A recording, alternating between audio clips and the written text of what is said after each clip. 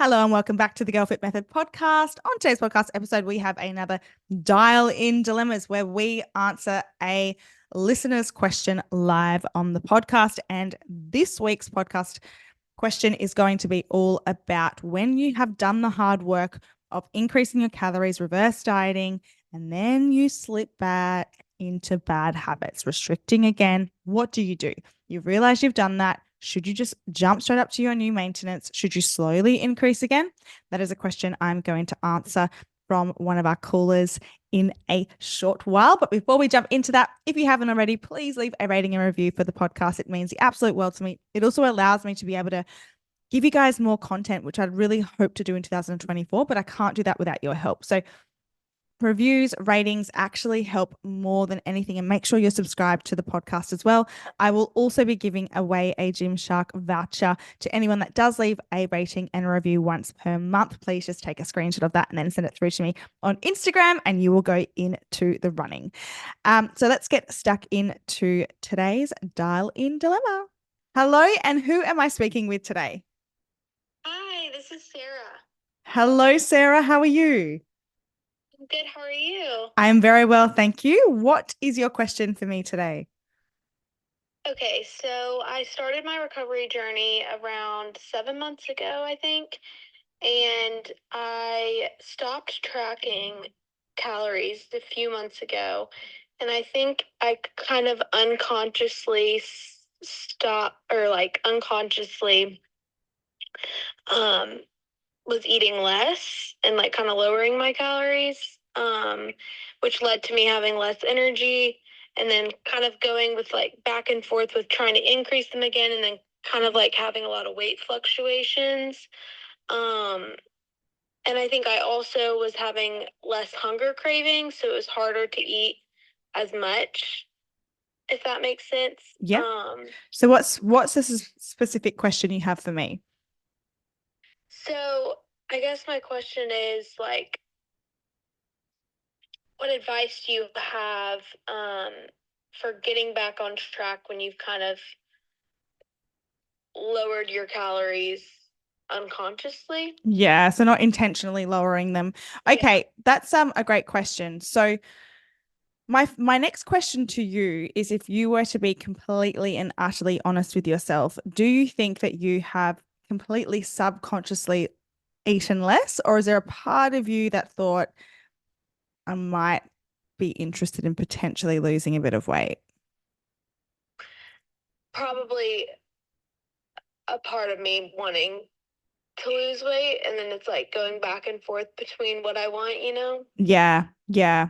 And listen, I say that to you because I've also been there myself. And I think sometimes we can lie to ourselves and say, no, no, no, like it was just an accident, when subconsciously in the back of our mind, it's kind of a good thing, because we've got this unhealthy relationship with food and also this unhealthy relationship with our body. So what happens when you've put work in, you have built a healthier relationship with food, and you're eating a good amount of food, and then you think, do you know what? I don't need to track calories anymore. I want to start intuitively eating. And then there's that voice in your mind, that unhealthy relationship that you have with food, sort of guiding really and controlling once again the decisions that you make around food. I mean, first and foremost, I am a trainer and a nutritionist. And always, if you've had any kind of eating disorder, it is always best to consult and chat with a therapist about that. However, we're going to talk about practically what you need to be doing. And the first thing is I actually think, Sarah, you know what that answer is. And that answer is to go back to what you were eating. So the issue here is not necessarily what you should do. It's how are you going to overcome the fear that you have of increasing your calories? Because if you think back to what you were doing prior when you were tracking and you did increase your calories, it wasn't the end of the world for you. Let's just say, I think about my own journey as well. As I actually had to gain, I say quite a bit of fat, but it would have been at least 5 kilos of body fat. Um, but in turn, that gave me the freedom to be able to not have my life ruled around food and exercise. Now, that was a really difficult decision to make, to be okay with doing that. However, it's led me to where I am now, where I've got the freedom. And actually, I'm in the body that I feel comfortable in as well now through doing that. So What do you feel, if you would be completely honest with me, what's making you hesitant to just go back to what you were eating prior? I think I'm scared because I've gained quite a bit of weight too. And I think I'm scared that it's just gonna keep going, you know? Yeah, yeah. Well, look, I want to reassure you, first of all, if you've come from a history of an eating disorder, disordered eating, restrictive eating, and you have used that to lose weight, then when you start to actually treat your body properly, when you start to rectify the bad decisions that you've made around food, you're going to gain weight. You're going to gain fat. It just happens because the modality and the method that you have used to lose that weight was unsustainable. And this essentially, and I know we're not really talking about you in particular here, but we have an obesity epidemic, and weight loss is actually quite easy. What's hard is keeping that weight off. And the reason is that you can just drop calories, you can just eat less, Sarah, and lose weight, right? But how are you going to sustain that and maintain that long term? And also, is it healthy for you? So it is going to be like very normal that you are gaining weight. However, the beautiful thing about your body is that when it learns to trust you again, that will slow down.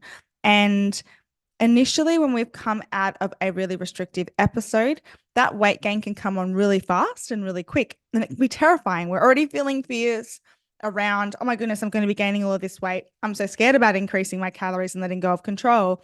And then that's almost like backed up by all of this really quick weight gain, right? So I completely hear you here. But what I want to reassure you of is that does slow down. Your body won't continuously gain weight and gain weight and gain weight and gain weight unless you are increasing calories, you're eating in a really huge surplus. And that's really how people end up really at an unhealthy weight. Now, that's not going to be you, right? It's not going to be you. However, what you probably need to come to terms with is that if you are serious about getting a quality of life, of treating your body respectfully, for nourishing yourself, for finding freedom, for not constantly being obsessed with food and exercise and your body weight, that's going to start with nourishing your body, but also by eating enough, it nourishes your mind and you begin to think a lot clearer. Where when you're depriving yourself, what can then happen is we almost don't think about things logically. However, it's going to require you to get really uncomfortable. I know I'm not giving you the magic answer and probably the answer that you don't want to hear, unfortunately, but I care about you and I want you to live a full life and be happy, but it's going to require you just to do the thing that's difficult. Yeah, I agree. So at the moment, I mean, my advice for you is if it's feeling quite overwhelming and quite scary, I would first of all make sure that you're seeking a therapist. So have a chat with them and make sure you're working with them of overcoming the mental aspect of things. So we're going to look at things practically.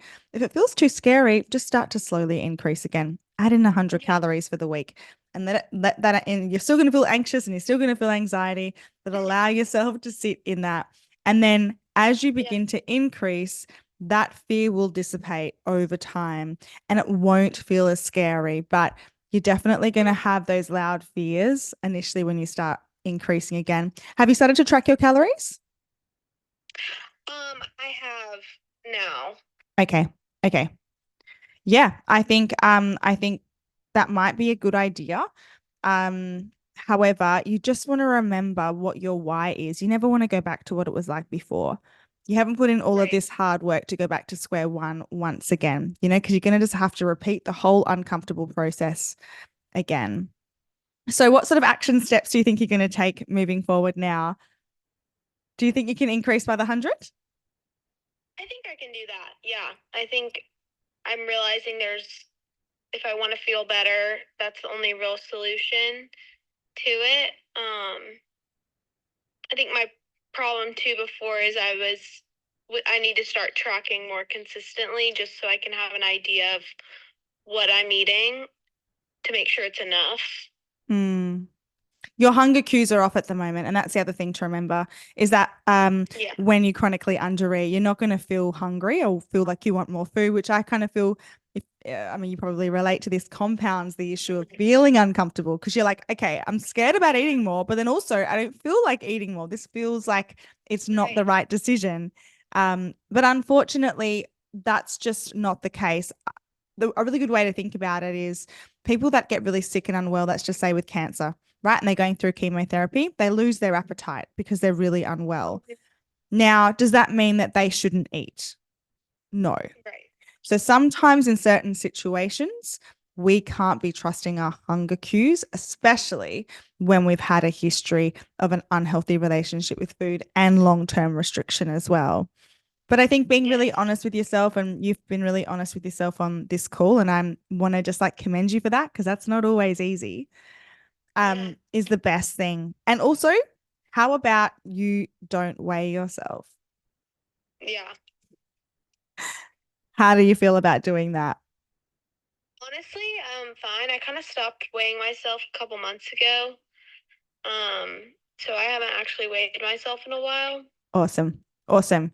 Yeah, I think throw them out. Listen, if you can't jump on the scale and see it increase and have any kind of emotional response to that, if you jump on the scale Right. and you get an emotional response to it dropping, you're too emotionally attached to the scale. It is purely data. And what you want to think about is almost being a little bit of a scientist for yourself. It's data you're just collecting and it's going to Yeah. fluctuate over time. But if it affects you too much, then that's a data point that's not worth actually tracking for your fitness journey. Progress pictures, body measurements, how your clothes fit are a really good indication of progress as well. I have absolute faith in you, Sarah, that you are going to overcome this. You've already come so far right now. You need to believe in yourself and just know that I believe in you. But always, there's two hard options here. Really, you stay the same, which might feel easy in the short Yeah. term, but long term, it's going to be much harder for you.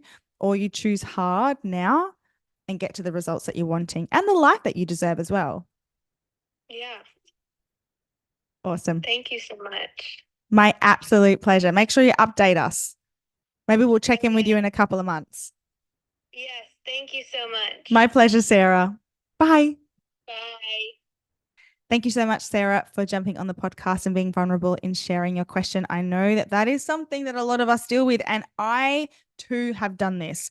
In the past, I had worked on increasing calories and then really just slipped back into what felt comfortable for me in the time.